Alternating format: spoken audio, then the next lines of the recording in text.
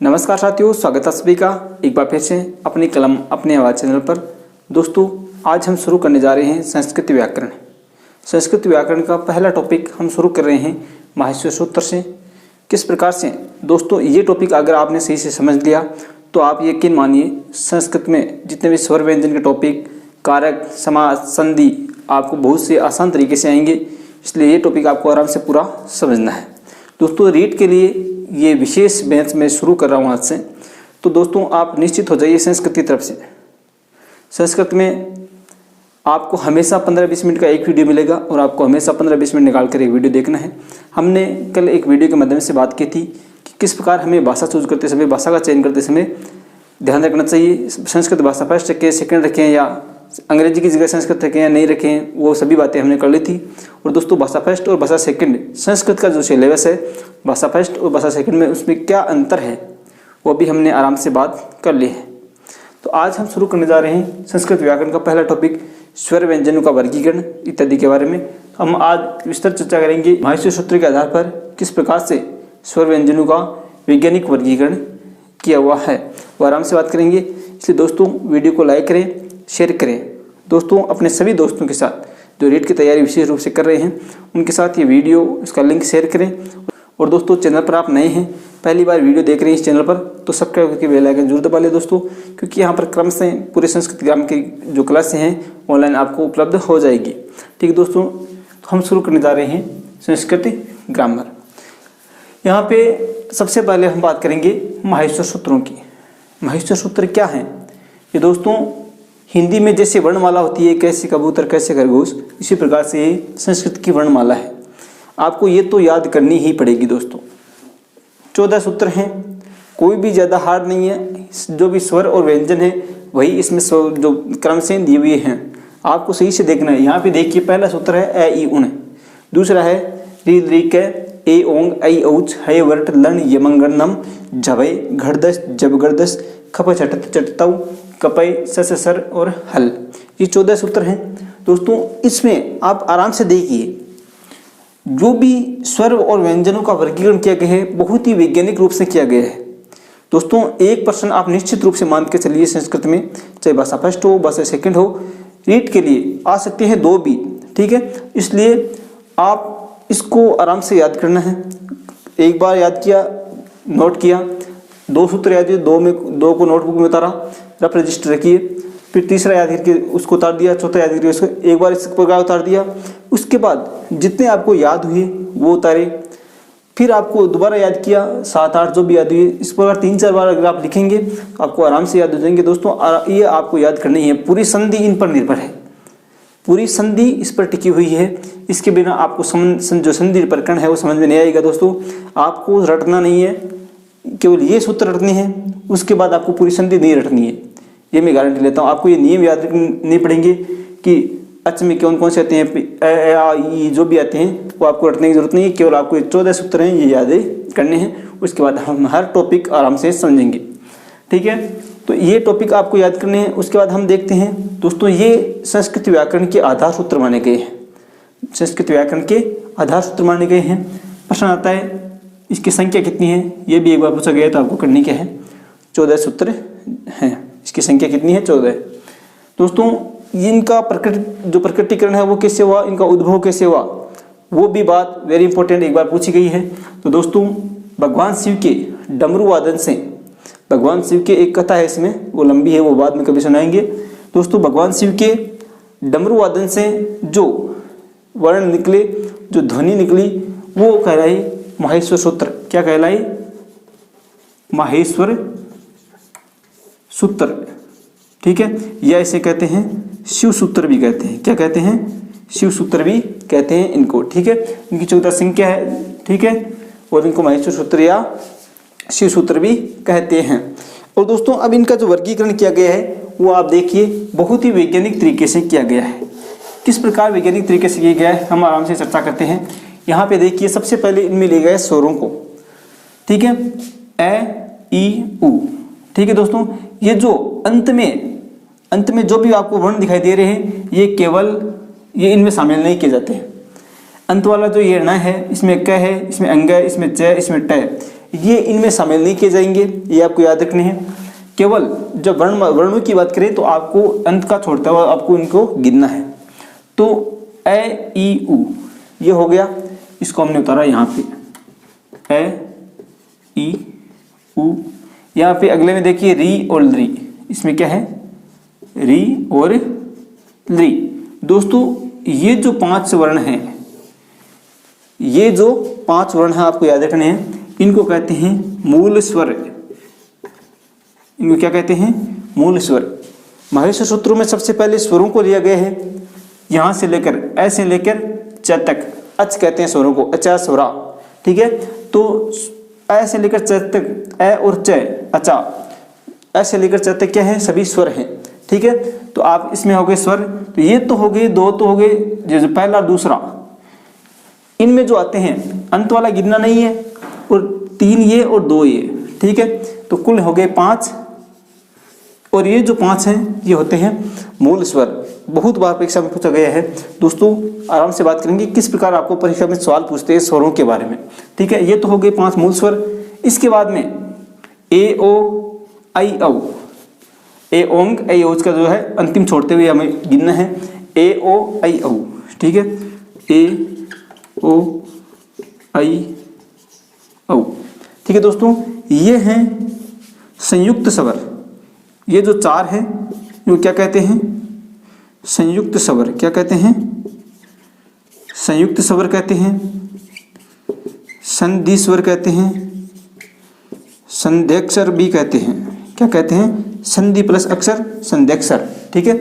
ये हो गए 4, इनको क्या कहते हैं संयुक्त स्वर, संधि स्वर और संध्यक्षर भी कहते हैं, ठीक है। दोस्तों तो ये बात हो गई पहले की, दूसरे की, तीसरे की और चौथे की। यहाँ तक बात है कि स्वरों की, ये सभी क्या हैं स्वर हैं। 50 स्वरा तो होते हैं कितने 9, ठीक है। आराम से बात करेंगे सवाल किस प्रकार पूछे, लेकिन अब इस पर हम एक बार बात कर लेते हैं। दोस्तों ये तो हो गए मूल स्वर 5, इनके साथ ये जो संयुक्त स्वर जोड़ते हैं तो हो जाते हैं कितने 9 स्वरों की संख्या। लेकिन दोस्तों पाणिनि के अनुसार, जो संस्कृत व्याकरण है पाणिनि जी, इनके आधार पर ए ई उ री, किनके ए ई उ और री, ठीक है। इनके 4 दीर्घ रूप माने हैं। ए का हो गया आ, ई का हो गया दीर्घ ई, उ का दीर्घ उ और री का दीर्घ री, ठीक है। इनके 4 दीर्घ स्वरूप हैं।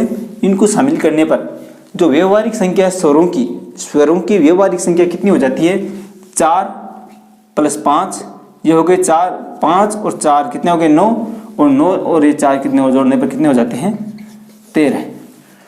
पाणिनि के अनुसार व्यवहारिक संख्या जो होती है वो कितनी हो गई 13। और दोस्तों पाणिनि के आधार पर कुल स्वरों की संख्या, पाणिनि के आधार पर कुल स्वर अगर पूछे, ठीक है, कुल स्वर पूछे तो हमारे आपको करने हैं कितने 21 या 22, कितने करने हैं 21 या 22 करने हैं कुल स्वर। अब कुल स्वर 22 कौन कौन से होते हैं देखिए दोस्तों, बात करें माहेश्वर सूत्र के आधार भी कर रहे हैं अभी, ठीक है। अभी हमने 4 सूत्रों की बात की है केवल, तो 5 मूल स्वर हो गए, 4 संयुक्त स्वर हो गए, ये 4 इनके दीर्घ रूप हो गए, ठीक है। 5 × 9, 9 × 13।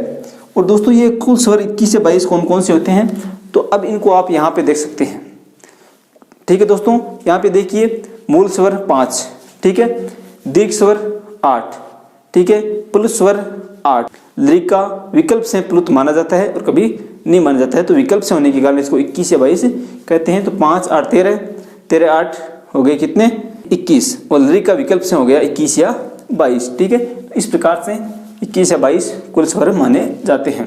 तो दोस्तों अब आप आराम से देखिए परीक्षा में सवाल किस प्रकार से पूछते हैं वो हम बात कर लेते हैं। वेरी इंपॉर्टेंट दोस्तों, एक सवाल पक्का यहाँ से आपको बनने वाला है आपके परीक्षा में रीड विशेष में। अब देखिए सवाल में बाद में पूछूंगा, पहले आपको ऑप्शन देता हूँ। ए ऑप्शन आ गया आपके 5, ब ऑप्शन आ गया आपके 9, स ऑप्शन आ गया आपके 13 और द ऑप्शन आ गया आपके 21 या 22, ये ऑप्शन आ गए। अब सवाल किस प्रकार से पूछते हैं वो देखिए दोस्तों। पहला ऑप्शन 5, 9, 13 और 21 या 22।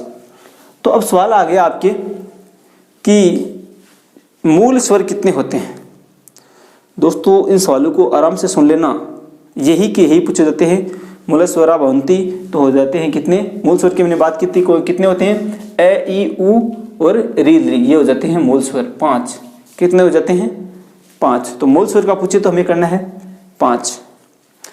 इससे आई केवल स्वरा भवंती, क्या ये स्वरा भवंती, केवल इतना है स्वरा भवंती। तो दोस्तों यहाँ पर चाहे ऑप्शन 5 हो, चाहे 9 हो, चाहे 13 हो, चाहे 21, ये सभी दिए हो। तो स्वरा भवंती पूछे तो अचा स्वरा, ठीक है। तो इस माहेश्वर सूत्र के आधार पर स्वर कितने हैं, केवल 9, ठीक है। ए ई उ री री ए ओ ऐ औ, ठीक है, ये इतने ही हैं स्वर, ठीक है। तो इनके आधार पर इतना ही पूछे कि स्वर कितने होते हैं, तो आपको एक संख्या कितनी दी हुई, कितना करना आपको, 9 करने हैं। स्वर कितने करने हैं, 9 करने हैं।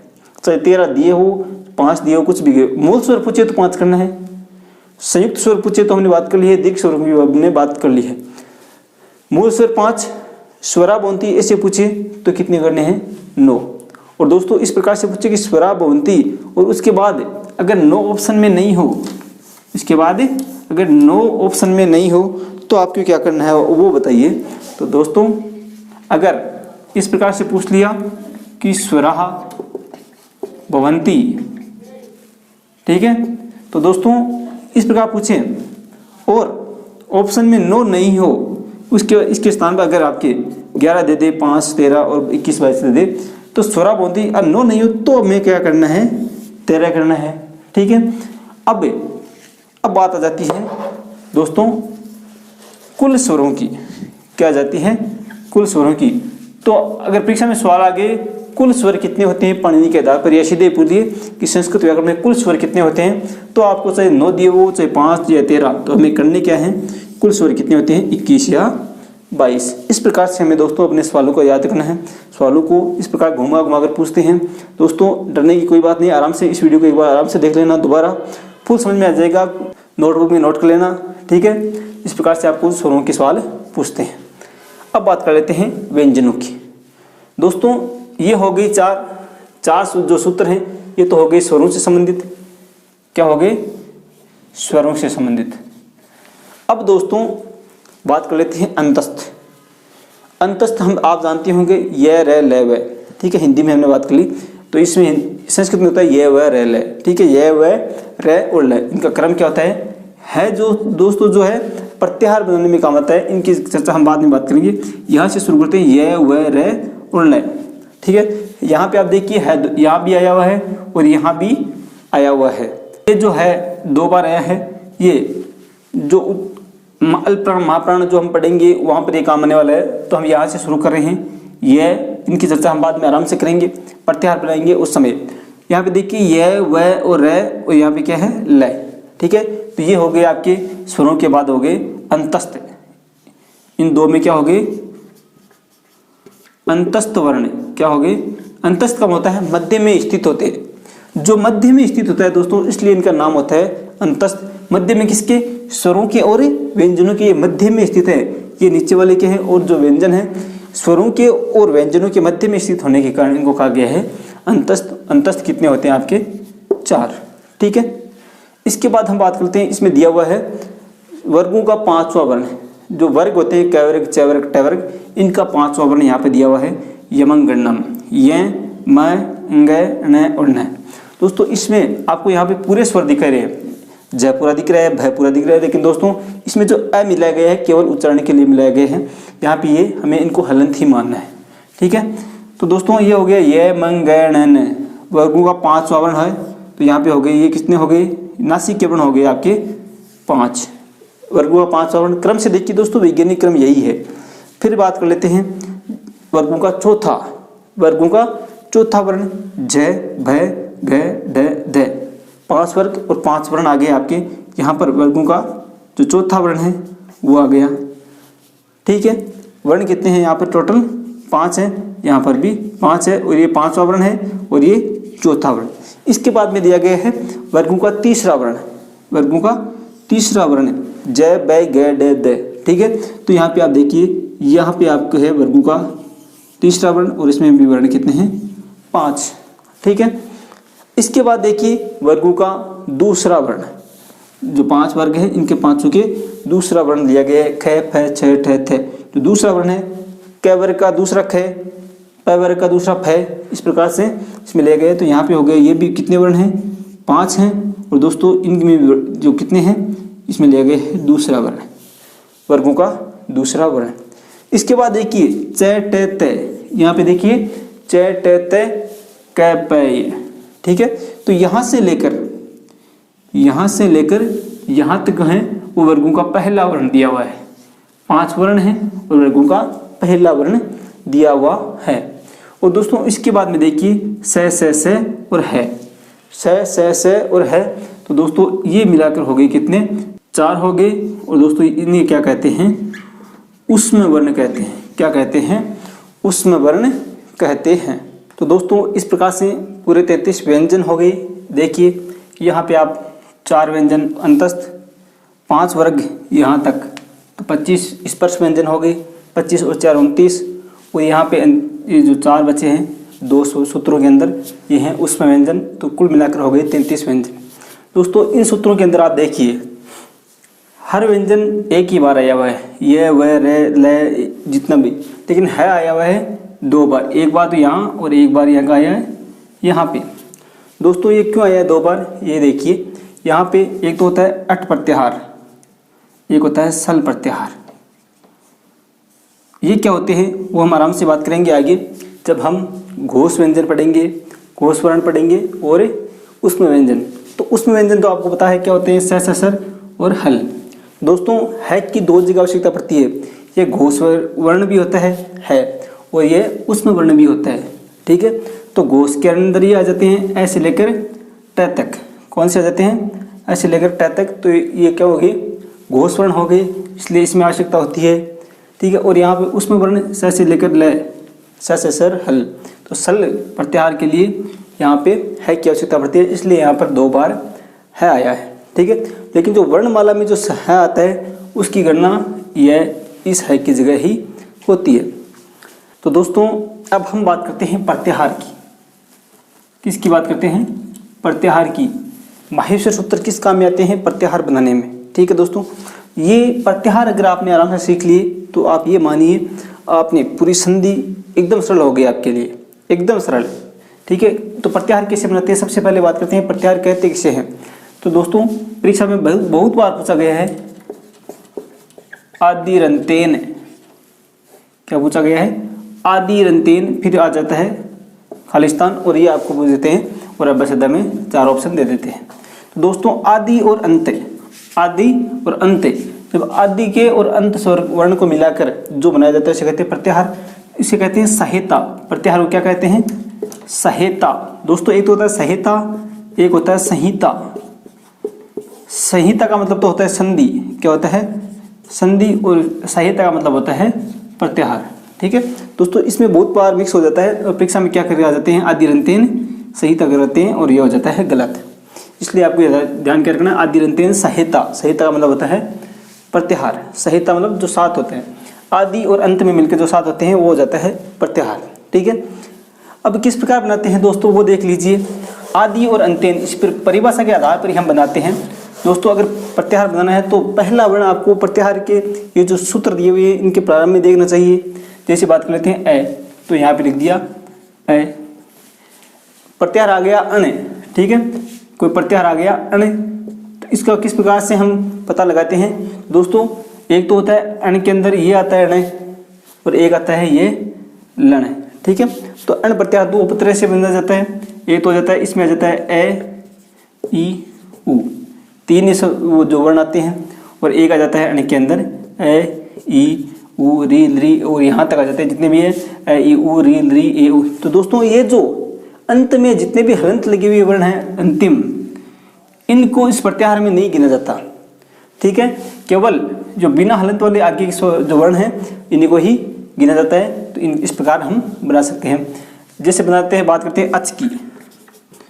अच आ गया, अच को किस प्रकार ए यहाँ से शुरू करते हैं, ए ई उ अंत वाले को छोड़ते हुए ए ई उ री री ए ओ ऐ औ, ये च इस प्रत्याहार के अंदर ही गिन जाता है। ये केवल जो अंतिम है इसको प्रत्याहार बनाने के ही काम लिया जाता है, इसको गिना नहीं जाता। तो इसमें कौन कौन से बनाते हैं, ए ई उ री री ए ओ ऐ औ, सभी स्वर हैं वो अच प्रत्याहार के अंदर आते हैं।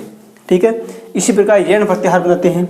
ठीक है, ये कहाँ है, ये रहा, बीच में से भी हम बना सकते हैं, यहाँ से ये ले लिया और ये लिख दिया आगे वाला न हलंत। ठीक है, तो इस प्रकार बना सकते हैं यण प्रत्याहार। यह आ जाएगा ये व रह और ल। ठीक है, तो इस प्रकार से हम कोई भी है वो प्रत्याहार बना सकते हैं। हल की बात करें तो यहाँ से है और ल सभी व्यंजन आ जाते हैं हल के अंदर, और ए और ल इसमें सभी वर्ण आ जाते हैं, जितने भी हैं सभी वर्ण इसमें आ जाते हैं। इनके दोस्तों पीडीएफ में आपको टेलीग्राम पे जो उपलब्ध करा दूंगा, आप टेलीग्राम ग्रुप ज्वाइन कर लीजिए, नीचे डिस्क्रिप्शन में लिंक दिया हुआ है, पहले कमेंट में लिंक दिया हुआ है दोस्तों, वहाँ पे ज्वाइन कीजिए। पूरे पीडीएफ आपको उपलब्ध हो जाएगा, प्रत्याहार कौन जितने भी हैं वो सभी उपलब्ध हो जाएंगे। अब दोस्तों वीडियो लंबा होने के कारण हम सीधे सी बात कर रहे हैं। यहाँ पे आप वेरी इंपॉर्टेंट बात परीक्षा की दृष्टि से देख लीजिए। लघु सिद्धांत कौमुदी किसके द्वारा लिखी है, वर्तरा आचार्य के द्वारा। इनके अनुसार कितने हैं जो प्रत्याहार है वो कितने हैं, 42 हैं। ठीक है, व्याकरण सिद्धांत कौमुदी भट्टोजी दीक्षित, बार बार परीक्षाओं में पूछा गया है, भट्टोजी दीक्षित अनुसार प्रत्याहार कितने हैं, तो हो जाएंगे आप 43। ठीक है, और पूछे रह प्रत्याहार को शामिल करके कुल प्रत्याहार पूछे तो हो जाते हैं 44। तो परीक्षा में बार बार पूछा गया है, अगर ऐसे पूछे कि प्रत्याहार कितने होते हैं तो आपको कितने करने हैं, 42। भट्टोजी दीक्षित के अनुसार पूछे तो आपको कितने करने हैं, 43, और कुल पूछे तो करने हैं 44। इस प्रकार से आपको उत्तर देने हैं। ठीक है दोस्तों, आशा करता हूँ वीडियो पसंद आया हो तो वीडियो को लाइक करके शेयर करना, इस चैनल के साथ बने रहें, इस क्लास के साथ बने रहें। हमेशा आपको इसी तरह 15-20 मिनट का एक वीडियो उपलब्ध हो जाएगा। 15-20 मिनट का समय निकाल कर एक वीडियो जरूर देखें दोस्तों, हमें कोई भी जल्दबाजी नहीं है। इसके बाद हम पढ़ेंगे वर्ण विचार आराम से। ठीक है, वर्ण विचार को भी 2-3 भागों में बांट कर पढ़ेंगे। ठीक है दोस्तों, 15-20 मिनट बहुत है, आराम से देख लेना, वीडियो 2 बार देख लेना, साथ साथ में नोट्स बनाते जाइए। और दोस्तों पीडीएफ आपको मैं उपलब्ध टेलीग्राम पे करा दूंगा। ठीक है, तो दोस्तों आशा करता हूँ वीडियो पसंद आए तो लाइक शेयर कर देना, चैनल को सब्सक्राइब करके बेल आइकन दबा लें। और दोस्तों ज़्यादा से ज़्यादा इस वीडियो को शेयर करें हमारे साथ, और दोस्तों को जोड़ें जिससे हमारी संख्या ज़्यादा हो सके। ठीक है दोस्तों, तो मिलते हैं कल इसी आशा के साथ। जय हिंद, जय भारत, धन्यवाद।